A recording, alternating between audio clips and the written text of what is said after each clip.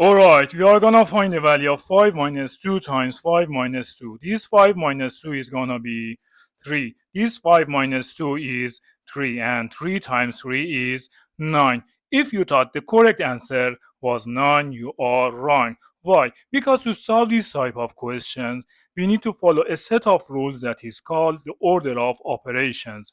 The order of operations can be remembered by PEMDAS. Each letter stands for different operations.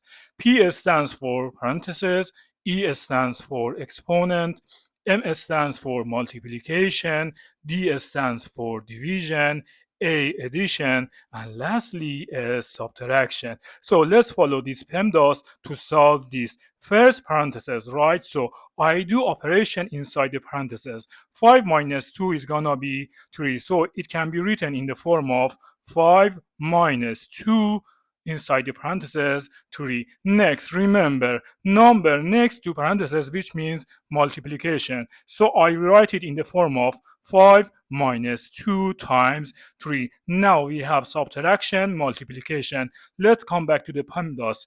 Multiplication first, then subtraction.